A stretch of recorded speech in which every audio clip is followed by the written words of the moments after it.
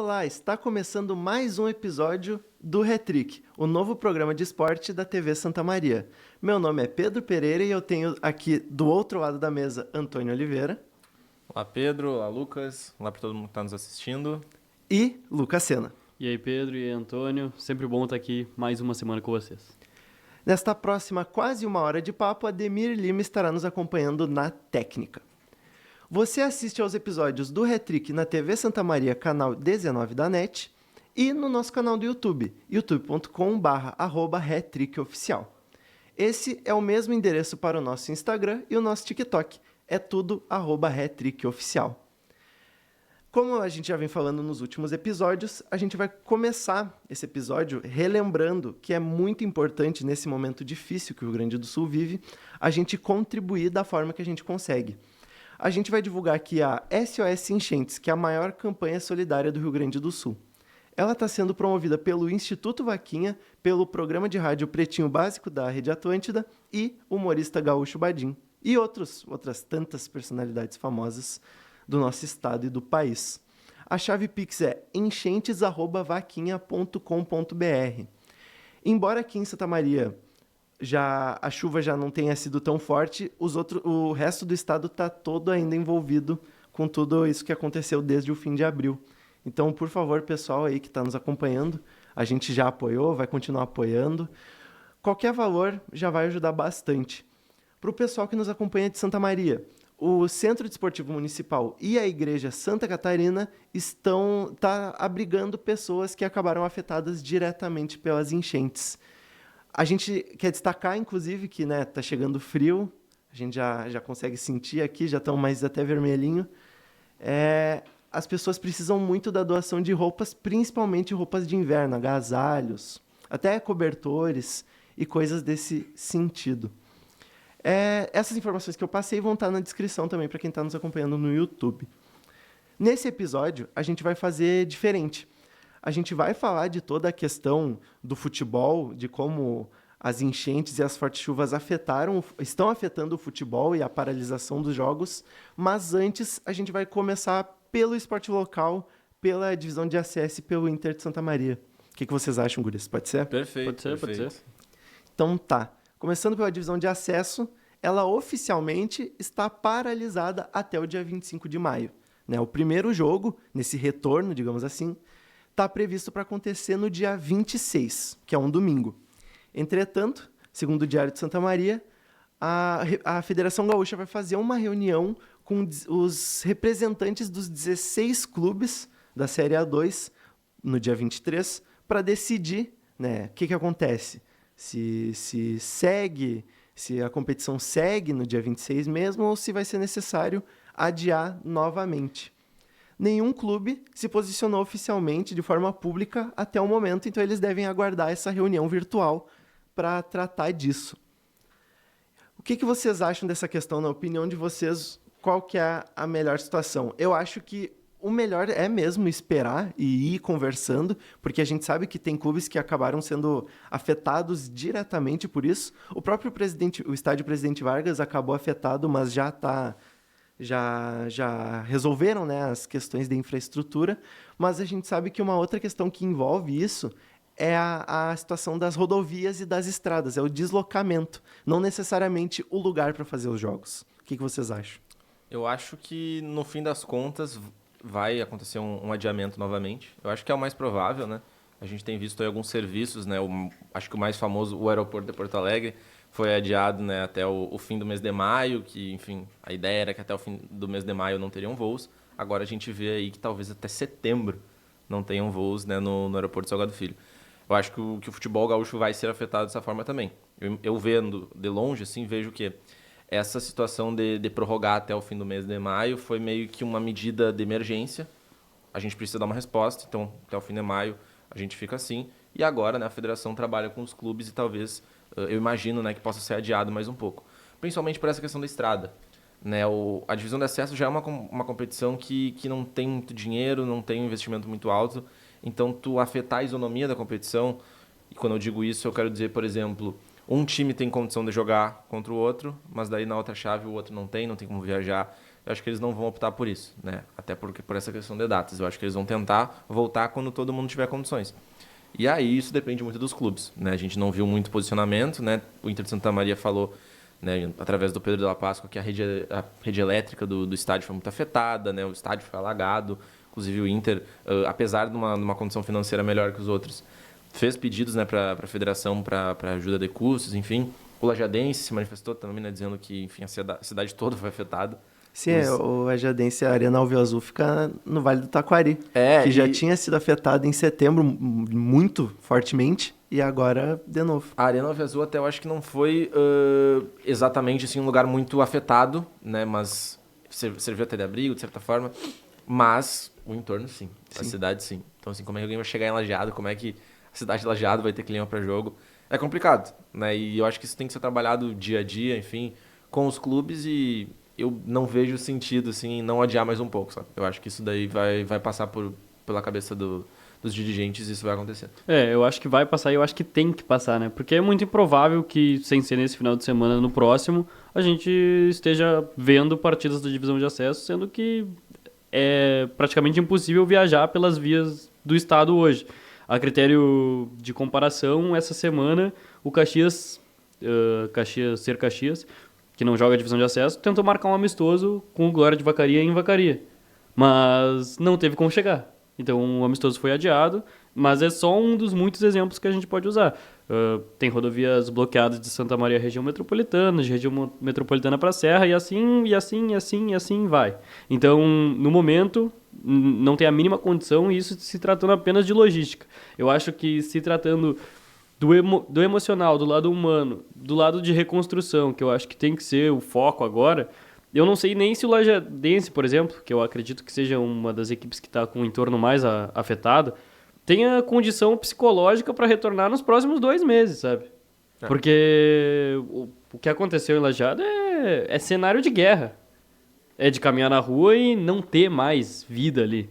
E a gente não sabe como é que tá o pessoal que trabalha no clube. Exatamente. Né? Jogadores. Porque assim, a gente falou muito nos últimos programas, né? Jogadores da dupla Grenal, que a gente sabe, assim, que apesar de talvez terem as suas casas afetadas, são pessoas com dinheiro, que podem, por exemplo, ir para um hotel. E tem influência que também ajuda. Né? Pode ajudar. O clube ajuda.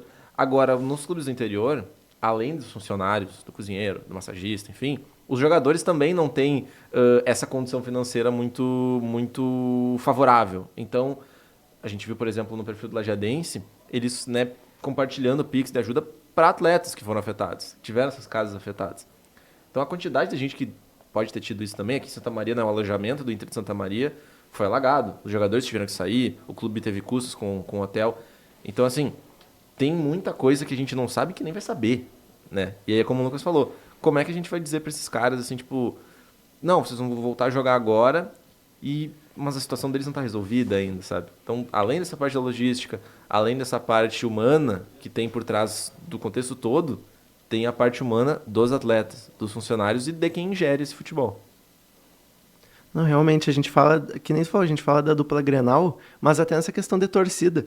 Porque mesmo os com pouca torcida presente no estádio, qual é o clima para assistir um jogo, sendo que no entorno do estádio não tem nada? Né? Isso vale também para o interior. Mas tu falou de amistosos. Ainda segundo o Diário, o Inter de Santa Maria quer marcar um amistoso contra o Avenida. Eu não entendi se é para esse fim de semana ou para o próximo, sábado.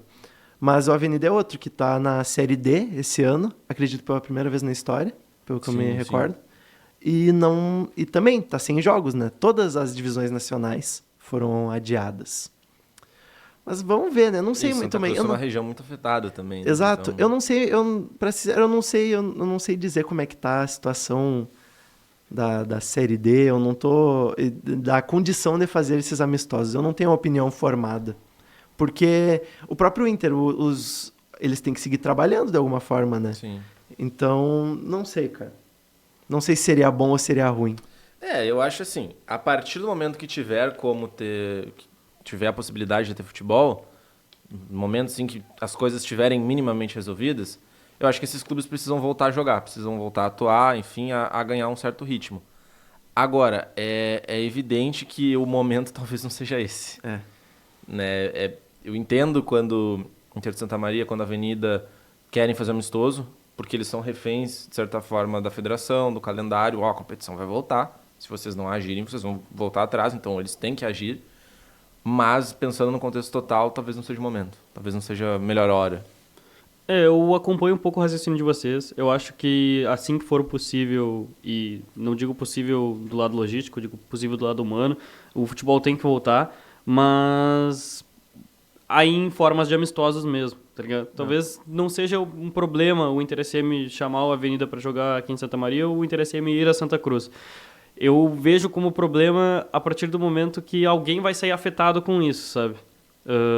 Se as coisas estão tudo bem pelo lado humano, em Santa Cruz e em Santa Maria, dá pra jogar futebol? Tudo bem. Acho que até pode ser uma forma de arrecadar fundos, enfim. É verdade. Dá pra encontrar milhares de maneiras de isso ser uma forma de fazer o bem. Mas a partir do momento que isso afetar alguém, não pode ter. Porque se afeta alguém logisticamente, humanamente, então não pode estar acontecendo. Eu acho que esse é o ponto que tem que ser prezado nesse momento, sabe? Estão defendendo que o Inter de Santa Maria vai jogar, mas que Grêmio Internacional de Juventude não. Sim, mas são situações completamente diferentes. Do ponto humano, logístico e da isonomia dos campeonatos. Então, se não afeta nem Inter de Santa Maria nem a Avenida e não afeta o lado humano das cidades, então tudo bem. Ainda mais se for para fazer o bem. E da parte financeira também, né? Porque a gente vê que, por exemplo, Inter, Grêmio, Juventude, todos os times da Série A, até times da Série B, alguns, esses times eles têm condições de ficar um tempo sem jogar e manter as suas contas. Vai fazer uma certa dívida ali, enfim, todos os times vão fazer certas dívidas nesse momento.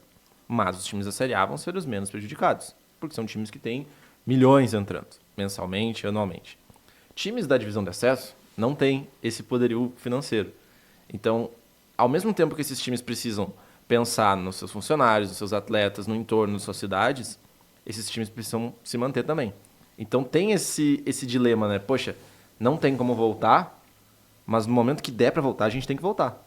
É diferente do Campeonato Brasileiro, que pode ter uma folga ali, fica um tempo parado, aí dá um tempo de treino para os atletas, é de boa. Agora a divisão de acesso não, a divisão de acesso fica parada enquanto tem que ficar parada, aí não tem como, e eu acho que nesse momento tem que ficar parado, tem que adiar mais um pouco além do fim de maio, mas no momento que tiver como voltar, tem que voltar. Porque daí precisa fazer essa máquina, de certa forma, girar. E eu acho que isso o futebol do interior sofre muito. Deveria ter um apoio maior da federação, e a gente não sabe até que ponto a federação vai ajudar também, acho que vai, mas a gente sabe que esse dinheiro não é infinito. Né? Então tem que ver bem essa situação. Eu concordo, mas eu acho que o assim que tiver como voltar vai naqueles critérios que eu disse. Sim. Logístico, sim. humano Isso e de isonomia do campeonato. Isso. Porque não adianta nada voltar, sei lá, vamos supor, tá? Na última semana de junho, que seja, com o time do Lajadense tendo treinado uma semana e o Inter SM tendo treinado 1 mês e meio e jogado 2 amistosos. Então, que isonomia que transparece isso? Claramente, um time vai estar bem mais preparado que o outro para jogar o campeonato. Então, tem que ter um período para que a isonomia seja mantida quando for possível logisticamente jogar. Exato. No momento que todo mundo tiver as mesmas condições, e até falou do Lajadense é importante a gente falar que além de toda essa situação, tiveram jogadores contraindo dengue nesse período, né? Eu li qualquer coisa assim do tipo 23 atletas, 23, quase 30, enfim, 6 tiveram caso de dengue, 2 tiveram que ser hospitalizados. Então, tem além disso tudo, né, tem a questão, enfim, muita água parada, né? Tem a questão dos mosquitos também, e os jogadores acabam desfalcando o time, né? Então, o time nesse período treinou com pouquíssimos atletas. E é importante isso que o Lucas fala, porque não dá pra voltar, tá tudo resolvido, a gente volta aqui, mas, poxa, o Lajadense treinou há quanto tempo? Né? O Goulart de Vacaria treinou há quanto tempo? Mas o outro, o União, por exemplo, acho que segue treinando, não teve a região tão afetada. Então tem que ter essa isonomia. Mas assim, é bem como o Lucas falou, no momento que as coisas se acertarem e todos os times tiverem a mesma condição, aí não tem como não voltar, pensando nessa parte. Seguindo o cronograma de jogos da divisão de acesso, o próximo rival do Inter seria o próprio Lajeadense. O último jogo do Inter foi contra o Futebol Convida, foi aquela goleada por 5-1 que a gente viu no estádio Presidente Vargas. Nesse meio tempo, do último jogo até essa semana, o Inter teve 2 reforços. Né? A chegada do Misael, que é um lateral direito que estava no Velo Clube, que conquistou a vaga para a primeira divisão do ano que vem e até o título da divisão de acesso deles, digamos assim. E o retorno do zagueiro Jean Pablo. Mas primeiro vamos falar do Misael. Eu não sei se vocês já conheciam ele, eu confesso que não, eu dei uma estudada ali, porque eu não sabia da existência dele. Mas a gente sabe que, a gente vinha falando, inclusive nos programas, que a lateral direita era uma posição que era muito necessário um reforço para o Inter de Santa Maria. Porque a gente tem o Lucas Evangelista, que é um cara que dá a vida nos jogos, né? Ele se machuca bastante. A gente vê ele nas partidas sempre ali. Ele sempre se machuca em algum momento, mas segue jogando. É um cara que apanha muito no É um cara de muito que contato, né? Ele vai pra cima sem medo do contato e marcando ele também vai pra cima do cara até sem medo do contato. o estilo de jogo favorece isso, né? O lateral Sim. que vai pra cima, enfim, tá sempre sendo muito atacado pelos adversários. Mas, Lucas, como é que tu vê essa chegada do Misael e até, se tu conseguir projetar, como é que vai funcionar essa relação Lucas Evangelista, Misael e técnico Daniel Franco? Antes de mais nada, Velo Clube campeão da Série A2, de Matheus Norton, ex-Inter Saudades. SM, meio Craque campista de da bola. temporada passada, jogava muita bola. Mas, enfim, Misael, Lucas Evangelista e professor Daniel Franco. Eu acho que o Lucas Evangelista vai continuar começando as partidas como titular, quando o futebol voltar, porque já é velho da casa, já tem Cheguei até me afogar.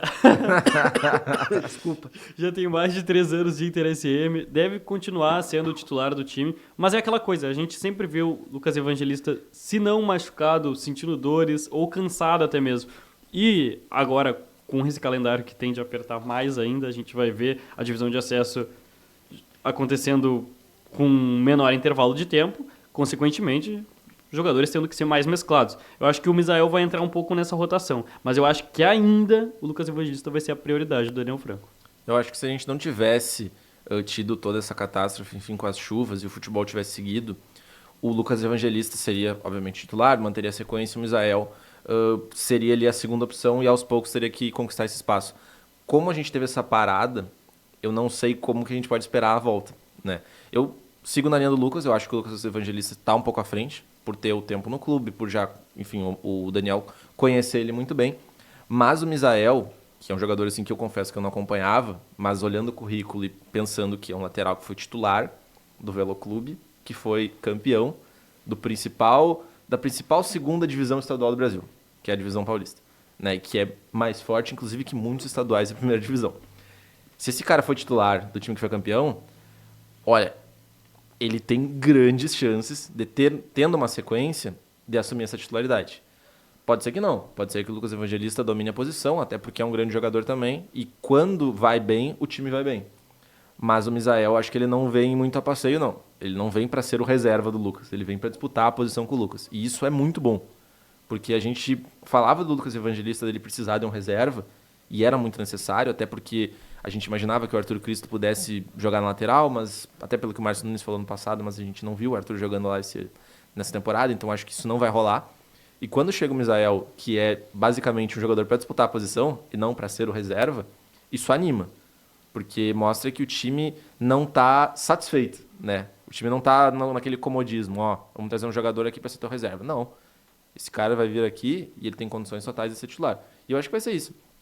Acho que dependendo dos treinos, dependendo dos jogos, imagino que o Lucas deva ser, nesses primeiros jogos, titular, sim, mas não me surpreenderia o Misael, talvez com pouco tempo, aí assumir a posição, até porque, enfim, a gente está falando de um cara que vem num ano muito bom. E imagino que o Inter tem investido pesado nele, né? Então é um acréscimo muito interessante e quem ganha é o torcedor, né? Sem falar do outro reforço defensivo, né? Que é a volta do Jean Pablo, que foi titular a temporada passada inteira, praticamente. Claro, o Inter, digamos, já está bem servido de zagueiros. A gente tem visto atuações seguras de Tairone e Rodrigo Augusto, mas é um reforço que já tinha mostrado um bom futebol na temporada passada. Tá certo que o time não era tão encaixado defensivamente com ele, mas sempre se mostrou um cara com postura defensiva boa, com um bom posicionamento, uma boa bola aérea. Então o Jean Pablo também é outro zagueiro que dá uma agregada boa no sistema defensivo do Inter. Ele foi o melhor zagueiro do Inter na temporada passada, defensivamente e ofensivamente. Se eu não me engano, foram 2 gols na divisão de acesso. 2 gols. Um de pênalti contra o... Bagé? Não. Não lembro agora. Ele teve um gol de pênalti, se eu não estou enganado, mas não lembro agora. Acho que foi... Santa Cruz, não foi? É que eu acho que Santa Cruz foi o Rafael Macena.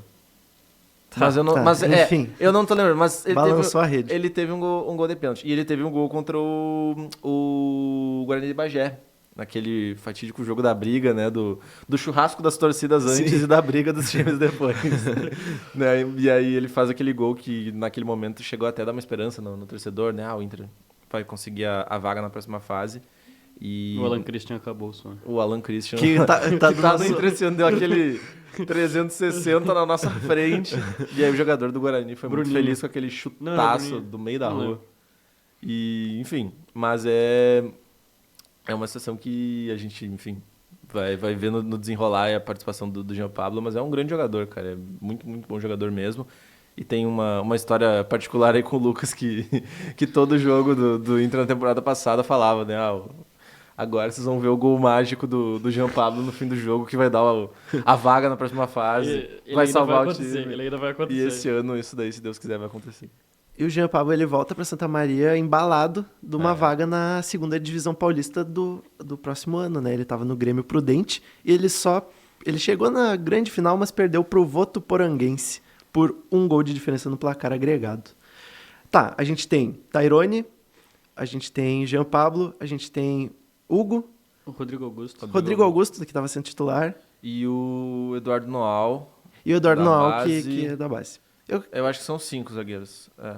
Quem que, pra vocês, vendo tudo que a gente conhece do Jean Pablo do ano passado e talvez desse ano, pra vocês, quem que é a zaga titular do Inter de Santa Maria? Segue sendo Rodrigo Augusto e Tairone? Tairone, ele deu nessa goleada, ele fez gol, né? Fez. Fez gol. Olha, Fez o gol e acho que antes do gol ele quase faz também.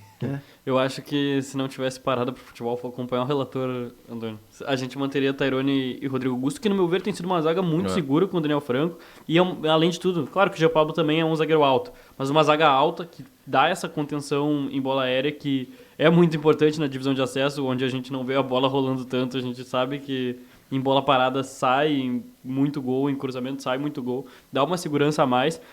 Mas eu acho que o Jean Pablo vai ser testado sim com um dos dois. E particularmente eu tenho gostado bastante do Rodrigo Augusto. Acho que se fosse um teste, até por também ser destro, jogaria ou Tairone ou Jean Pablo. Mas eu acho que ele vai manter ainda Tairone e Rodrigo Augusto com testes pro Jean Pablo. Eu sigo com o Lucas, assim, eu acho que é bem como a gente falou, né? Se tivesse um segmento, aí sim, era aquela coisa natural. Mantém os titulares, vai testando esse outro jogador. Mas agora, quando a gente tem essa parada e o Jean Pablo volta jogando, porque ele estava jogando, né, no Grêmio Prudente, jogando muito bem, inclusive sendo titular. Marcando gols. Marcando gols. Inclusive, ele marcou a mesma quantidade de gols lá agora do ano passado. Ele marcou 2 gols em 17 jogos pelo Grêmio Tá Prudente. vendo aí, ó? E ano Pro passado ele zagueiro marcou... espetacular. É espetacular, cara, poxa. Ano passado ele marcou 2 gols em 15 jogos. Não, e ele vem num momento bom também, assim como o Misael, né? E é um grande acréscimo. E é um jogador que eu acho que aos poucos pode sim recuperar essa vaga de titular. Foi muito querido na temporada passada. Eu acho que é um dos jogadores daquele elenco que a torcida gostava, de certa forma, por ter jogado até o final, por ter sempre, né, dava entrevistas pra gente até reforçando o apoio da torcida. Era um cara que dava vida dentro de campo. E eu acho que ele tem condições, sim, de assumir essa titularidade. Na vaga de quem? Aí eu já não sei, né? Se é do Rodrigo Augusto, se é do Tairone. Até por essa questão do pé bom, a gente pensa, né, que talvez seja na vaga do Tairone. Mas o Tairone tá muito bem, né? E o Rodrigo Augusto também. Então é uma briga boa. E só mostra a força do elenco, né? A gente tem, por exemplo, o Hugo no banco de reservas, que hoje é a terceira opção. E com a chegada do Jean Pablo, talvez se torne a quarta. Cara, o Hugo foi um dos melhores zagueiros da final da divisão do acesso do ano passado. Foi um dos principais zagueiros da divisão do acesso do ano passado. Esse cara hoje é a quarta opção de zaga do Inter.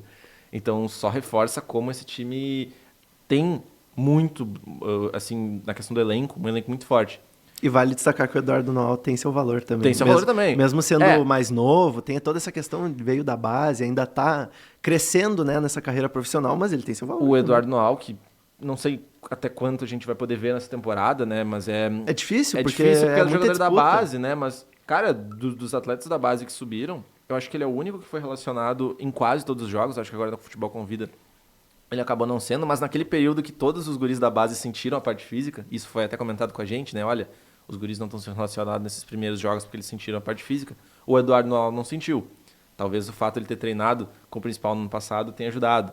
É um jogador que foi capitão da base, foi muito importante na base do Inter de Santa Maria, que, enfim, venceu a divisão de acesso sub-17 no ano passado, fazendo gols para um zagueiro, novamente, muito importante, e sendo esse líder dentro de campo, né? É um jogador que vale a gente ficar atento também, né? Como que ele vai se desenvolver, porque tem um potencial muito bom. É desvalorizar e ainda mais... Claro, a gente provavelmente não vai ver muito ele em campo, mas ele vai estar ao lado de 4 bons zagueiros treinando, então... Aprender muito. Também é uma oportunidade para ele aprender, para ele evoluir. Então, claro que o guri ele sempre quer jogar, né? Independente, ele sempre vai querer jogar. Mas ele vai ter 4 caras de alta qualidade para fazer dele o melhor zagueiro possível.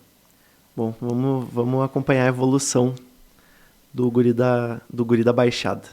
Só para terminar essa pauta do Inter de Santa Maria, da divisão de acesso, é importante falar que o estádio Presidente Vargas, assim como o estádio dos Eucaliptos do Rio Grandense, é um ponto de coleta. Eles estão arrecadando alimentos, água, roupas e itens de higiene. Então, vamos lá, você que mora perto aí, lá da Baixada, lá do estádio dos Eucaliptos, lá é um ponto de coleta para você doar.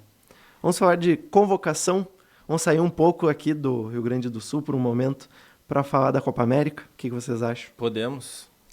Eu vou falar a convocação e aí eu vou fazer a pergunta de $1 milhão. Inclusive, só uma menção para o nosso público. Vocês estão vendo aí a camiseta do é Brasil verdade. que está no Já nosso cenário. É por causa disso, né? Por causa da convocação. A gente deu uma mudança. Hoje é especial. Hoje é especial. Bom, os goleiros são Alisson Bento e Ederson. Os laterais são Danilo, Ian Couto, Guilherme Arana, que retorna à seleção brasileira, e o Wendel. Os meio-campistas são Andreas Pereira, Bruno Guimarães, Douglas Luiz, João Gomes e Lucas Paquetá. E os atacantes Endrick, Evanilson, Gabriel Martinelli, Rafinha, Rodrigo, Savinho e o Bola de Ouro, futuro Bola de Ouro, Vinícius Júnior. Algum jogador... qual jogador surpreendeu vocês nessa convocação? Acredito que tenha um nome que seja mais unânime, assim, que segundo Dorival chegou ali de última hora. O Evanilson, né? É, isso que eu ia falar, assim, o Evanilson surpreende pelo nome, por não ser tão badalado, mas a temporada dele é muito boa, né? É um jogador que, assim, se a gente olha os números do Evanilson nessa temporada, a gente não consegue não dar razão pro Dorival em chamar ele. E eu acho que vale a aposta. Vale a aposta, assim, a posição, né, de camisa 9 da seleção brasileira tem sofrido muito nesses últimos anos, porque, enfim, o Richarlison agora tá machucado, acho que era um jogador que podia voltar, tá? Enfim, tava jogando muito bem no Tottenham, mas se machucou, então não tem condições. O Gabriel Jesus não vive o seu melhor momento no Arsenal, também por questão de lesões, enfim. Teria o Pedro aqui no Brasil, né, que poderia ser ali o 9 referência, mas o Evanilson acho que é um cara que corre por fora e que vai ter a oportunidade da vida dele. Porque o momento dele é bom e o Dorival viu isso. E assim, cara, no momento que a gente vive de não ter um 9 confirmado, é o melhor momento para esse cara se confirmar ali. Porque, bom, o Endrick tem pouquíssimos jogos na seleção brasileira e tem gente que já pede ele como titular. Então, assim, imagina o Evanilson, que é um cara já mais maduro, o que ele não pode fazer também? Eu acho que valeu a aposta do Evanilson, mas eu ainda acho que o Endrick vai ser o titular.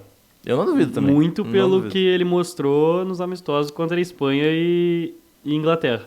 Porque o Endrick vai muito bem nos amistosos. Claro, perde um gol, mas ele vai muito bem contra 2 adversários do maior patamar entre as seleções. Então eu acho que o Endrick ainda vai ser titular, mas vale muito, muito, muito a aposta no Evanilson. Mas o que eu mais gostaria de destacar já foi, se não me engano, uma única outra vez convocado, Savinho. Verdade. Do Girona, tanto quanto o Ian Couto, os dois fazem uma temporada espetacular na La Liga, inclusive do Girona indo à Liga dos Campeões, não sei dizer se pela primeira vez na história, mas enfim, eu acredito que sim. Agora do Grupo City, e muito bem montado o time do Girona, e que grande futebol desempenhou o Savinho essa temporada, um dos melhores pontas brasileiros do mundo. Claro, não tem a mídia que tem, porque joga no Girona, mas tem tudo para ser um potencial ponta de um clube gigantesco no futuro. Então, gostei muito que, mesmo em clubes pequenos, claro, o Girona faz uma grande temporada, sendo observados, Savinho e Couto, bons nomes para a seleção brasileira. E há que tudo indica, o Savinho futuro reforço do Manchester City, né, na próxima temporada, até aproveitando a questão do grupo. Só vou querer, Pedro, que tu leia por setores, pra gente fazer essa comparação. Beleza, aqui ó. Os goleiros é Alisson, Ederson e Bento, que já seria na última convocação acho que se não daí fosse a não- lesão, né? E não, Não tem muito foge do que muito. fugir, É, né? O Bento é Só- o melhor goleiro todo no Brasil, o Alisson e o E os Ederson nem outros se dois fale. são os dois... Os dois grandes nomes É, da posição é. do Brasil. E no mundo também, né? É, Dá não, pra gente é, colocar se a ali gente pegar o aí- top 5, os Os dois dois provavelmente estão estão. no top 5. Com certeza. Não, e com todo E o respeito Bento a... com potencial O ainda. Bento né? com potencial. E com todo respeito a outra convocação, Léo Jardim e Rafael não tem comparação com esses, Não com, tem, com não Bento, tem. né? É. Não tem. Bom, os laterais. Danilo, que tá até é o atual capitão, né, na maioria dos jogos. O Ian Couto, que vocês já falaram. O Endel, do Porto. E o Guilherme Arana, que retorna. Na outra convocação, era o Ayrton Lucas tinha sido convocado. O Ayrton Lucas vinha de um bom 2023, né? Mas também não tava brilhantando os olhos. Inclusive, por boa parte de 2023, foi o melhor jogador do Flamengo, que em teoria, por muitas vezes, é o melhor time do país. Mas o Arana veio muito bem para 2024, voltando de lesão grave que teve em 2023. Voltou no final do ano, pegou um ritmo nessa pré-temporada e voltou bem, assim como todo o time do Galo. E o Wendel, acho que se confirma muito no mesmo pique do Endrick. Foi bem nos amistosos. Eu também fiquei surpreso com a convocação do Wendel para os amistosos, mas ele foi bem. Acredito que o Dorival tenha gostado dele. E o Danilo, não tem o que discutir, é uma unanimidade. O melhor lateral das duas laterais, eu acho que o Brasil tem hoje a seu serviço, é o Danilo. Então, vai ter que ser convocado sempre. E ele também tem toda essa questão da Liderança. da liderança, ele tá dando boas declarações, né? Algo que, querendo ou não, ajuda a limpar a visão que o público tem da seleção E brasileira. quem vê as falas do Danilo, as entrevistas dele, e aí não tô falando nem de posicionamento, enfim, mas fala de jogador mesmo, vê que ele é um líder, né? É um jogador que, de certa forma, ele pega uma transição ali da lateral, que nós tínhamos grandes laterais e hoje o Brasil não tem mais, e ele acaba sendo aquele cara que fica marcado por não ser tão técnico. Ele não é o lateral que vai na linha de fundo, que dribla, que faz gol. Ele é um cara mais defensivo e ele é um cara que faz o famoso feijão com arroz. Mas é um jogador que vai muito bem nesse sentido. Né? O Danilo, apesar de ser discreto em campo, é um bom jogador. Não à toa que ele tem esse currículo. Manchester City, Real Madrid, Juventus, Santos. sabe? É um cara que, pô, pra estar nesses times, aí alguma coisa esse cara tem. Então, assim, o Danilo, pra mim, é o titular da posição. Eu gosto dele como capitão. Eu acho que é importante a gente ter um capitão, não só aquela coisa assim, vou dar pro melhor jogador. Não, tem que ser pro líder. O cara que vai dar exemplo pros jogadores mais jovens, pro Endrick, por exemplo. Sabe? O cara que vai saber comandar o time quando o técnico, por exemplo, não tiver ou puder dar um suporte. E eu acho que o Danilo entra como titular nessa posição. O Ian Couto é uma boa aposta, por ser jovem, enfim, por estar numa temporada boa de evolução. Na lateral esquerda aí a gente realmente tem duas incógnitas. O Arana é muito bom jogador e tem correspondido esse ano, espero que corresponda na seleção brasileira. E o Wendel, como o Lucas falou, na primeira convocação todo mundo ficou surpreso, inclusive os torcedores do Porto invadiram as redes sociais da seleção brasileira para falar, pô, como assim esse cara está sendo convocado, ele não está jogando bem aqui, mas ele foi bem nos amistosos, né? Isso precisa ser falado. Então, assim, valeu pro Dorival aqueles amistosos e possivelmente o Wendel comece como titular, né? Por ter talvez essa bagagem da Europa. Mas também não seria absurdo o Arana entrar. E, enfim, é uma disputa mais aberta. Na direita eu acho que o Danilo leva. Os zagueiros são Beraldo, Éder Militão, Gabriel Magalhães e Marquinhos. Um nome que foi muito comentado, que até era muito esperado, é o do Bremer. Eu esperava o Bremer. É no lugar do Gabriel Magalhães? Não sei, eu acho que tem dois nomes que poderiam ser olhados com mais carinho pelo Dorival, que é o Bremer e o Murilo. Murilo. O Murilo, principalmente porque o Murilo não foi testado. E o Murilo tá muito bem na Premier League, muito bem. Num time que briga pra não cair, ele tem se destacado, assim. Chegou a ser eleito o melhor jogador do mês. Do mês, cara, Um time pô. que tá brigando pra não cair. Então, assim, esse cara tinha que ter sido testado. Eu entendo o Dorival quando ele leva Marquinhos, Beraldo, Gabriel Magalhães e... Éder Militão. Eu entendo quando ele leva Éder Militão e Marquinhos. Apesar do Militão estar voltando, é o nosso, assim... É o melhor zagueiro em do condições Brasil. 100%, é o melhor zagueiro que a gente tem hoje. E é um cara que pode fazer lateral também. Eu entendo. O Marquinhos, apesar de não estar no bom momento, experiência, o cara que, poxa, capitão do time dele, jogou Copa do Mundo, assim, beleza. O Gabriel Magalhães e o Beraldo, aí eu acho que, assim, caberia ali um debate, eles dois, mais Bremer e Murilo. O Bremer principalmente porque foi um dos melhores jogadores da Juventus na temporada. O Murilo, por ser jovem, sabe, o Beraldo é bom jogador, tem futuro, mas se mostrou um tanto quanto inseguro nesses jogos agora da Champions League contra o Borussia Dortmund, né? Foi decisivo nos gols do Borussia, então, sabe, caberia ali o teste. Mas o Dorival, desde o início, ele escolheu o Beraldo, por trabalhar com ele no São Paulo, né? Então, já era imaginado que chamaria também. Eu acho que cabia o Bremer até na do Gabriel Magalhães, que começou bem a temporada com o Arsenal, mantendo o bom nível da temporada passada, mas decaiu também. Assim como o time deu uma decaída, ele decaiu junto com o time, com algumas falhas defensivas. E o Beraldo deixando a desejar em jogos gigantescos, né? Mas também é um menino, né? Ainda tem muito a evoluir. Ele é muito, muito jovem, foi muito cedo para a Europa, foi com menos de 20 anos para a Europa, então tem que dar tempo para ele. Eu acho que talvez não fosse o momento de ser convocado para a seleção brasileira. Com certeza o Bremer é mais pronto, mas eu entendo a convocação desses dois jogadores, apesar de acompanhar o Antônio. Se fosse para convocar alguém mais pronto, seria o Bremer. E não é momento de testar, né? Copa América é para ganhar. A gente não sabe ainda como é que vai ser, porque ainda tem algumas semanas para os amistosos contra Estados Unidos, México e para a Copa América, mas vocês não acham que é possível que os zagueiros titulares sejam Beraldo e Marquinhos, justamente por eles terem um entrosamento do PSG? Acho que depende muito da condição do Militão.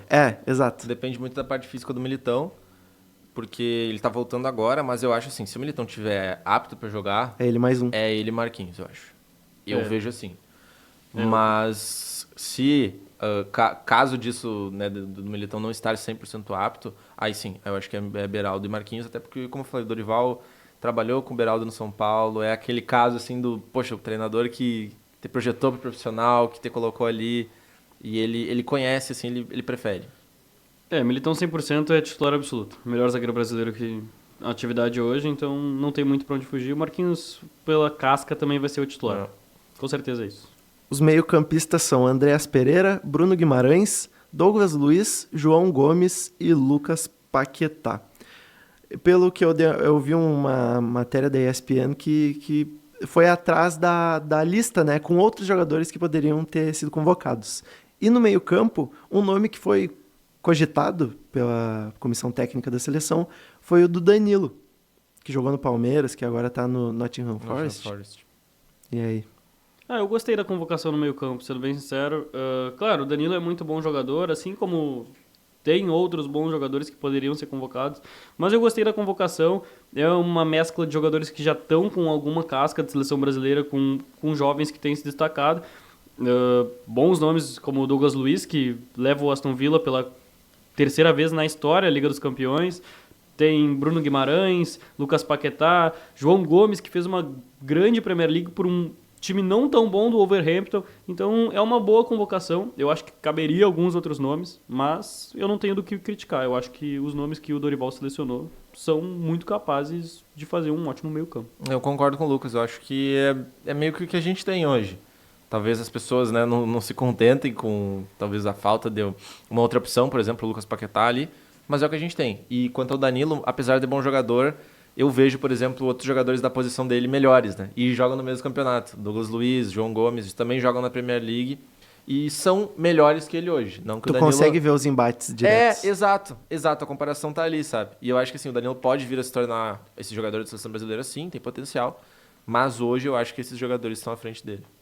Sem falar os camisas 9, no ataque a gente tem Gabriel Martinelli, Rafinha, Rodrigo, Savinho e Vinícius Júnior. Nessa reportagem que eu vi da ESPN não teve nenhum outro nome, era meio que esses aí mesmo. O que vocês acham desses jogadores que ele convocou?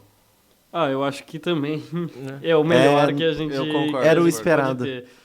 E, cara, muita gente diz, não tem uma seleção brasileira como já tivemos. Mas a gente tá muito bem servido, cara. Eu vejo, desculpa te atrapalhar, mas eu vejo que muito se critica os clubes que esses jogadores jogam. Sim. Só que eu acho isso meio antigo, talvez meio... É que o futebol mudou também. E assim, se a gente for parar pra olhar só o time que os jogadores jogam... Poxa, a Argentina foi campeã com o melhor goleiro do mundo, jogando no Aston Villa. Por que é um problema o Douglas Luiz jogar no Aston Villa, sabe? Por que é um problema, por exemplo... Bruno Guimarães jogar no Newcastle. O Otamendi jogava no Benfica, foi titular da Argentina, foi um dos melhores jogadores da Copa. Os dois do Girona. A gente sabe o que importa pro torcedor brasileiro. Ganhar a Copa do Mundo. Se ganhar a Copa do Mundo... Pode ser até do Ipiranga. Esses caras do Girona aí, eles vão ser exaltados. E aí, isso morre por terra. Mas, E vai assim, vender camisa do Girona. e vai vender muito camisa do Girona. Só que assim, o Savinho, por exemplo, vai pro Manchester City. Vai para um dos melhores times do mundo. O Ian Couto, talvez se repetir essa temporada, possivelmente vá também. Porque são no mesmo grupo. Esses jogadores, Douglas Luiz, já foi sondado por grandes clubes também. Enfim, Bruno Guimarães é um cara que tá sempre aí no radar. Outros vários. Beraldo acabou de chegar no PSG. Paquetá que supostamente joga no West Ham. Mas, cara, já recebeu proposta de Do Manchester 110 City. milhões de euros do City. E só não foi por causa daquele escândalo das apostas, né? Então, assim, são jogadores que talvez eles sejam muito jovens ainda. Eles ainda não estejam no seu auge de clube. Mas devem chegar aí nos próximos anos. O torcedor também tem que entender que jogar num clube de média expressão da Premier League não é qualquer coisa também, gente.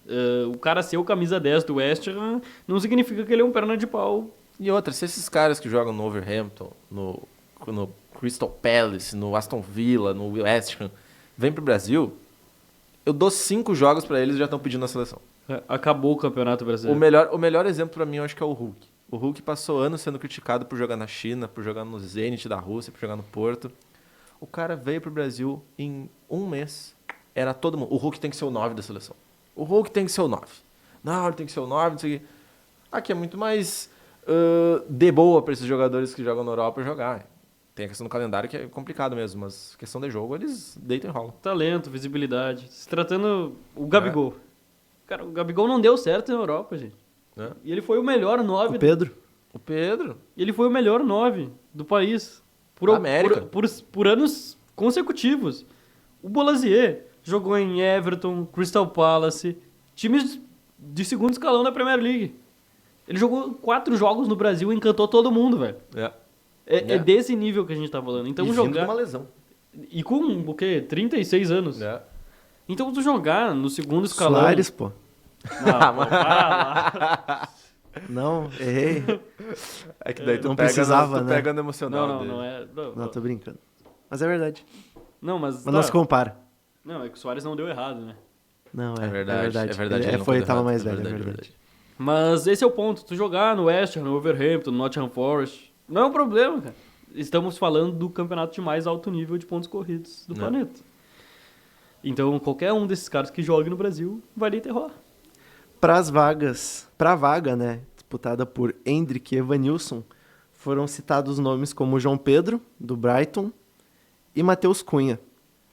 Mas não sei se vocês veem eles abaixo de Evanilson ou até do Endrick. João Pedro, bom jogador.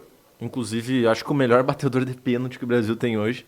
Mas eu acho que ele ainda abaixo do Endrick e do Evanilson. O Endrick, querendo ou não, cara, ele conquistou essa vaga nos amistosos. A verdade é essa. Né? Ele vai muito bem no Palmeiras, é verdade. É talvez o melhor atacante que a gente tem no futebol brasileiro hoje. Mas o que ele faz contra a Inglaterra e contra a Espanha é basicamente assim, ó, tá, toma aqui a tua camiseta de convocado. Sabe, aquilo ali faz a diferença. E a vaga do Evanilson, acho que é essa aposta, é válida. O João Pedro teve uma certa oportunidade, não correspondeu muito bem na seleção, né? O Matheus Cunha, apesar de ter voltado a fazer um bom futebol pelo Wolverhampton, ainda não tem aquela postura do 9 que o Brasil precisa. E o Evanilson tá aí para ser visto. Eu acho que é uma boa oportunidade para ele, porque ele tem jogado bem. Temporada passada ele foi bem, nessa ele tá bem.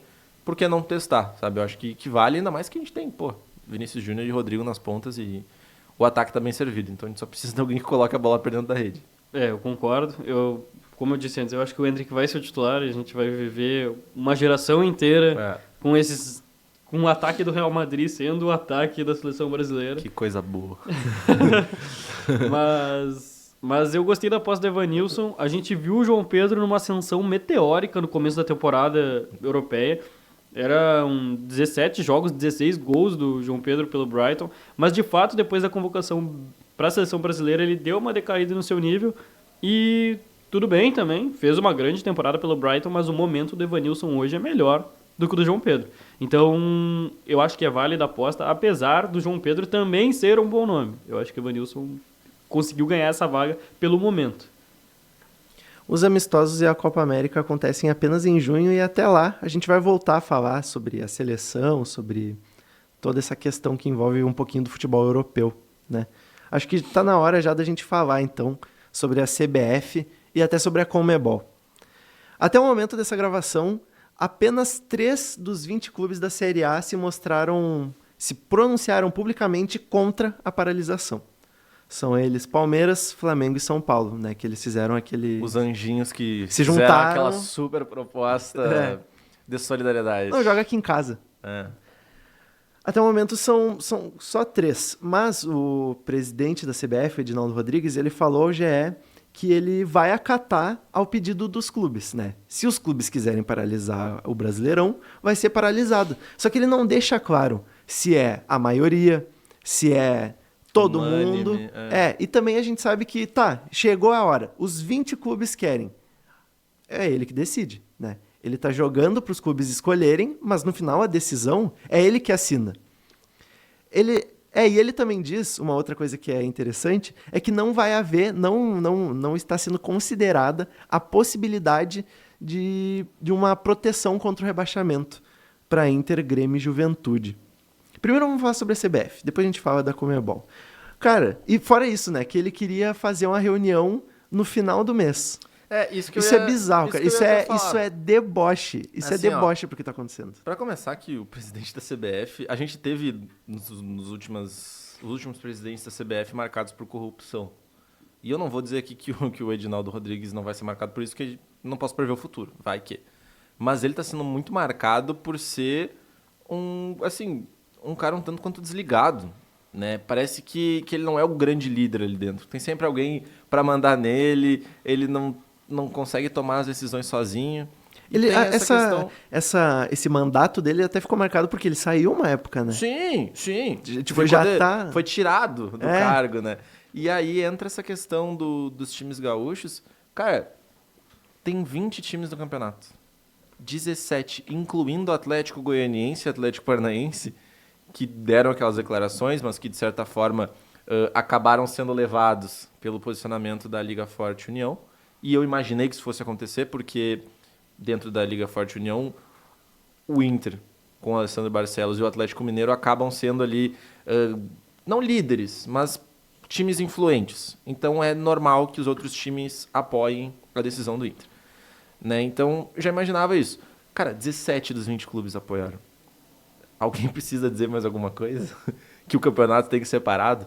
Só que aí o Edinaldo Rodrigues ele pede essa reunião para o dia 27 de maio.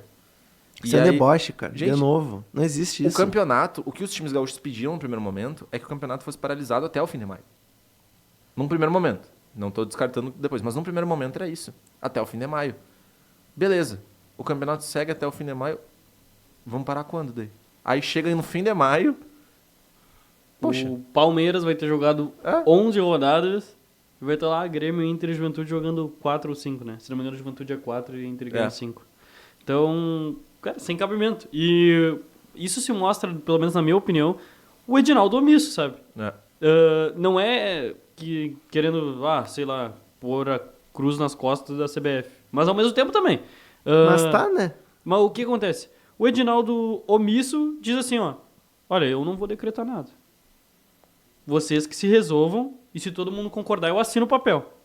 Quando, na verdade, o papel da confederação é que não importa se 17 não quiserem e 3 quiserem, chegar, bater a mão na mesa e dizer, não, a gente vai paralisar porque não tem condição daqueles 3 clubes jogarem.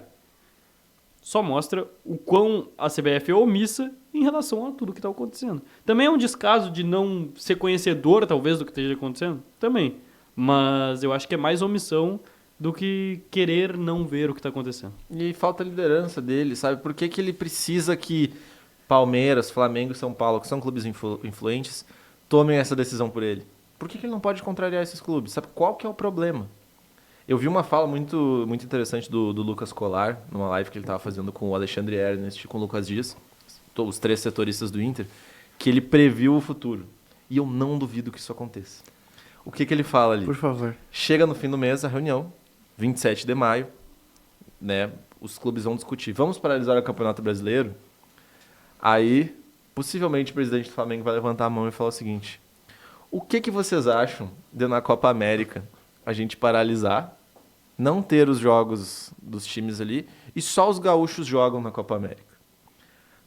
Cara, eu não duvido que isso aconteça Meu e Deus. todo mundo vai aceitar. E daí o que acontece? Não, e vão sair ainda, nossa, salvamos. Flamengo, Palmeiras, Corinthians, Atlético mundo Mineiro, beneficiado. todo mundo que teria os seus atletas convocados para a Copa América e que perderia esses atletas, não vai perder. Ou vai perder um jogo que outro contra a dupla Grenal ou contra o Juventude. Inter e Grêmio. Juventude a gente não teria, mas Inter e Grêmio vão Pô, perder perdem o mês meio inteiro, time. o mês inteiro. É. Sabe? E aí, cara, eu não duvido que isso aconteça. Querendo ou não, afeta diretamente a isonomia do campeonato. Sim. De alguma forma vai afetar. E é óbvio, né? A verdade é É essa. tão óbvio. A gente debate aqui, poxa, o campeonato tem que ser parado por uma questão humanitária. Isso é verdade. É, eu Mas- acho, antes da isonomia Antes da humanitária. isonomia humanitária. Mas a gente não pode fingir que não existe um campeonato ali e que ele tem que seguir uma isonomia. Beleza, questão humanitária. Vamos parar. Sim, mas não dá pra gente parar e deixar os times jogando? Não, porque afeta a isonomia. Não dá pra gente ficar agora jogando com todo mundo? Não, porque afeta a questão humanitária. Os times gaúchos não têm como jogar. Tem que chegar nesse consenso. Claro, questão humanitária em primeiro lugar. Mas tem que ter a isonomia do campeonato. Não dá pra voltar com os times gaúchos sem treinar, sem jogar. Tendo que jogar de 2 em 2 dias. Né? Até tu vai falar, E, imagina... e num lugar que não é teu. Tu vai falar, imagina, da Comebol. Cara, o Inter possivelmente vai ter que jogar o jogo contra o Belgrano.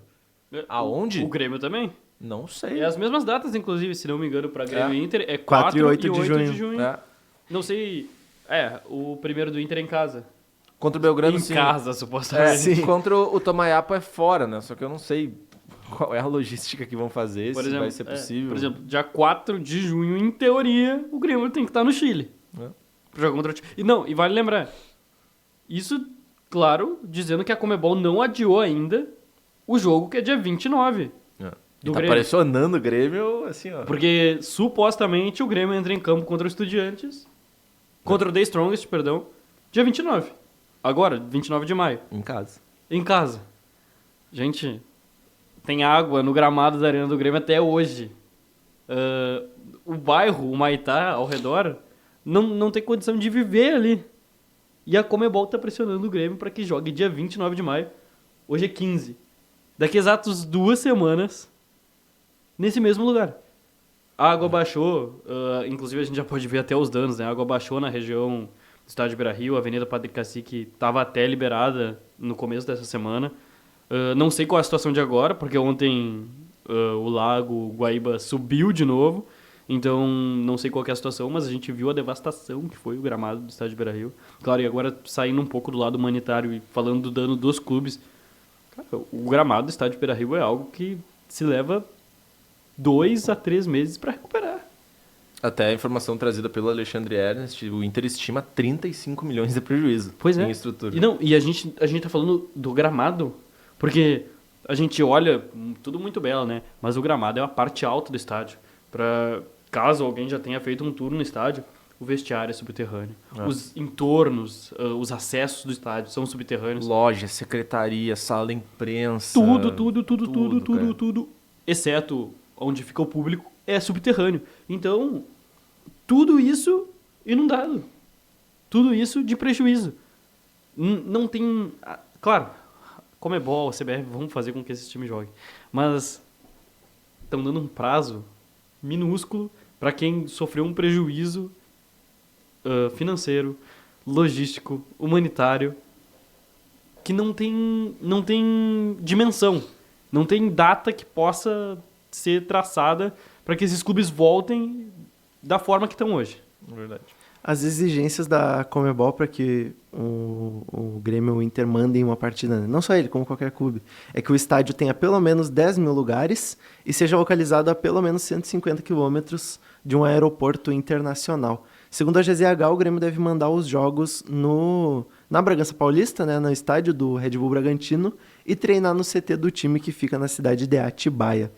Alguns dos estádios que foram oferecidos fora desse eixo Rio-São Paulo são o Colosso da Lagoa, em Erechim, porque nessa região mais norte do estado, tirando a serra, enfim, acabou não sendo tanto afetado pelas chuvas, e no estádio Atílio Paiva, em Rivera, onde até já aconteceu um Grenal em 2011. Né? Que não é no Rio Grande do Sul, mas é aqui perto, né? Bom, é bizarro isso, né, cara? É bizarro que isso seja discutido. Por favor, fala. Eu quero frisar que eu acho, nossa, muito ruim a decisão do Grêmio. Eu entendo que o Grêmio esteja prezando por qualidade, porque tá indo para um dos melhores centros de treinamento do país, que lhe foi oferecido, mas foge da sua torcida, foge do seu povo, que precisa do Grêmio agora. Sabe, eu acho que o Alessandro Barcelos é muito feliz na fala dele quando ele diz que Grêmio e Internacional fazem parte do povo, que são instituições que precisam se mostrar abraçadas e agarradas com o povo, sabe? Então, se fosse o caso, cara, o Grêmio mandava os jogos em Rivera, sabe? Exato. E eu sim, acho que exato. isso daí, cara, assim, sendo bem sincero, é bem como o Lucas falou. Eu acho que essa situação em Atibaia é muito pelo espaço, pelo treino, pelo que vai ser oferecido. Pensando no lado torcida, cara, eu acho assim, ó, claro, a gente não quer que o futebol volte agora, mas se tiver que voltar, jogar em Rivera, eu acho que seria assim, ó, a melhor atmosfera pra Com dupla. certeza. E eu outra, sou... cara- tô a favor disso também.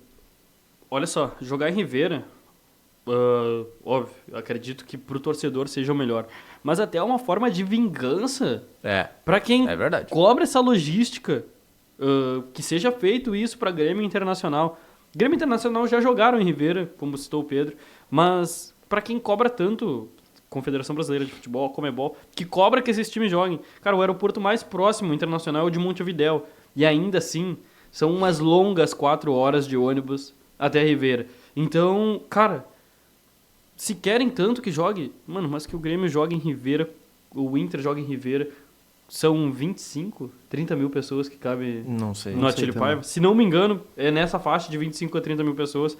Cara, joga em Rivera com o torcedor apoiando o jogo inteiro e ainda dá essa vingancinha pra quem tá obrigando os clubes a voltar. E traz o povo uruguaio junto, pra apoiar o time. Traz o povo uruguaio, mas gente, cara, Santana do Livramento é dentro de Rivera. É. Eu acredito que vocês já tenham Já, ido. Sim, Eu lógico. acredito já, pô, que tem família boa lá. parte do público de Santa Maria já tenha ido, muito pela questão de compra e tal. Muito ar-condicionado já foi comprado pro Santa Mariense lá. Mas enfim, cara, é uma cidade dentro da outra. O estado do Rio Grande do Sul é dentro de Rivera. Então, é Bom. isso. Tem que ser lá. Termi- E sendo em Bragança Paulista, o Grêmio age erradamente, no meu ver. Terminamos assim, pois está chegando ao fim mais um episódio do Hat-Trick, o novo programa de esporte da TV Santa Maria. Por favor, Antônio e Lucas, se despeçam dos nossos telespectadores. Obrigado aí a todo mundo que nos acompanhou. Sigam nas redes sociais, acompanhem nosso programa aí na TV Santa Maria, no canal do YouTube também. E é isso. Todos nós aqui odiamos o Edinaldo Rodrigues e a gente espera que essa situação se resolva aí. E doe roupas. Muito de obrigado. inverno. E por favor, alguém tira o Twitter do Mauro César Pereira. Nossa, exato. Por favor. Muito obrigado, Pedro. Muito obrigado, Antônio. Muito obrigado a todo mundo que ficou com a gente. Doem roupas, doem comida, doem tudo que puderem, ajudem o povo nesse momento. Que o Grêmio não vá pra Atibaia e que o Elon Musk bana o Twitter do Mauro César Pereira. É isso aí, então chegamos ao fim de mais um episódio. Valeu, até mais.